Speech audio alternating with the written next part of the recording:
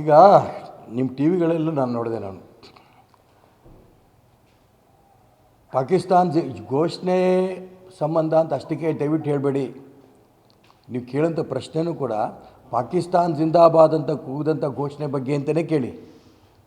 ನೀವು ಕೇಳಲ್ಲ ಅದನ್ನು, ಅನೇಕರು ನಾನು ನೋಡಿದ್ದೀನಿ.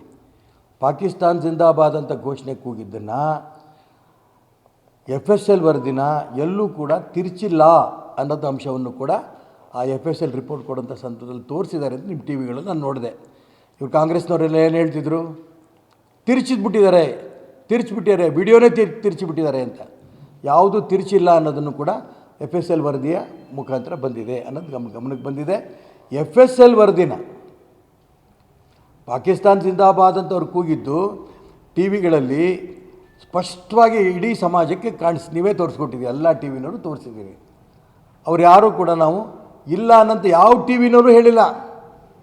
ಆದರೆ ಒಬ್ಬ ಕಾಂಗ್ರೆಸ್ಸಿಗರು ಕೂಡ ಪಾಕಿಸ್ತಾನ್ ಜಿಂದಾಬಾದ್ ಅಂತ ಕೂಗಿದ್ದನ್ನು ನಾವು ಖಂಡನೆ ಮಾಡ್ತೀವಿ ಅಂತ ಹೇಳಲಿಲ್ಲ. ರವಿಕುಮಾರ್ ಟಚ್ ರೋಸ್ ಕೃಷಿ ಮಾಡಿ ವರ್ಷಕ್ಕೆ 2 ಕೋಟಿ ಗಳಿಸ್ತಿದ್ದಾರೆ. ನೀವು ಕೂಡ ಅವರಿಂದ ಕಲಿಬೇಕಾ? ಅವ್ರ ಜೊತೆ ವಿಡಿಯೋ ಕಾಲ್ನಲ್ಲಿ ಮಾತಾಡಬೇಕಾ? ಈಗಲೇ ಫ್ರೀಡಮ್ ಆ್ಯಪ್ ಡೌನ್ಲೋಡ್ ಮಾಡಿ. FSL ವರದಿ ಬರಲಿ. FSL ವರದಿನಲ್ಲಿ ಅವರು ತಪ್ಪಿತಸ್ಥರು ಅಂತ ಆಗಿದ್ರೆ ಪಾಕಿಸ್ತಾನ್ ಜಿಂದಾಬಾದ್ ಅಂತ ಕೂಗಿದರೆ ಕ್ರಮ ತಗೋತೀವಿ ಅನ್ನೋಂಥ ಅಂಶವನ್ನು ಮಾನ್ಯ ಮುಖ್ಯಮಂತ್ರಿ ಸಿದ್ದರಾಮಯ್ಯನವರು ಹೇಳ್ತಾರೆ, ಸಂತೋಷ. ಪರಮೇಶ್ವರ್ ಅವರು ಕೂಡ ಹೇಳ್ತಾರೆ, ಸ್ವಾಗತ ಮಾಡ್ತೀನಿ.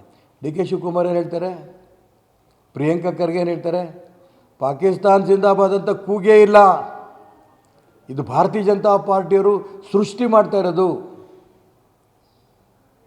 ದೇಶದ ಬಗ್ಗೆ ನಾವು ದೇಶದ ವಿಚಾರವನ್ನು ಒತ್ತೆ ಇಟ್ಟು ರಾಜಕಾರಣ ಮಾಡೋದು ನಮ್ಮ ಜೀವನದಲ್ಲಿ ನಮಗೆ ಗೊತ್ತಿಲ್ಲ.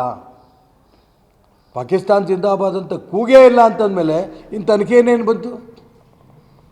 FSL ರಿಪೋರ್ಟ್ಗೆ ಯಾಕೆ ಕಾಯಕ್ಕೆ ಹೊರಟಿದ್ರಿ? ಹಾಗಾದರೆ ಒಬ್ಬ ಉಪಮುಖ್ಯಮಂತ್ರಿ ಮಾನ್ಯ DK ಶಿವಕುಮಾರ್ ಅವರು, ಇನ್ನೊಬ್ಬ ಮಂತ್ರಿ ಪ್ರಿಯಾಂಕಾ ಖರ್ಗೆ ಅವರು ಸ್ಪಷ್ಟ ಮಾಡ್ತಿದ್ದಾರೆ.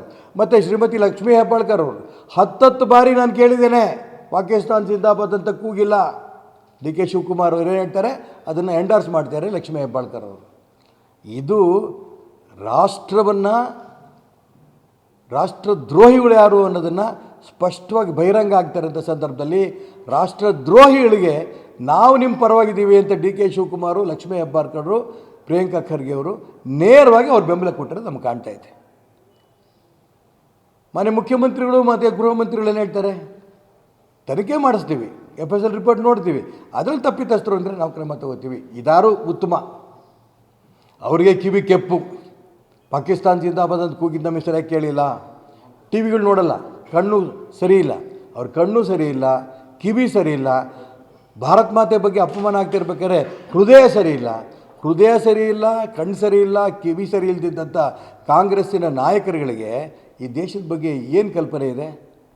ಮುಸಲ್ಮಾನರು ವೋಟ್ ಬೇಕು ಅನ್ನೋಂಥ ಒಂದೇ ಕಾರಣಕ್ಕೆ ಈ ರೀತಿ ಪಾಕಿಸ್ತಾನ್ ಜಿಂದಾಬಾದ್ ಅಂತ ಕೂಗಿರೋರನ್ನು ಕೂಡ ರಕ್ಷಣೆ ಮಾಡಿ ಅವ್ರ ಜೊತೆ ನಾವು ನಿಂತ್ಕೋತೀವಿ ಅಂತ ಇಂಥ ಸ್ಥಿತಿ ಕಾಂಗ್ರೆಸ್ ಪಕ್ಷಕ್ಕೆ ಬರಬಾರ್ದಿತ್ತು.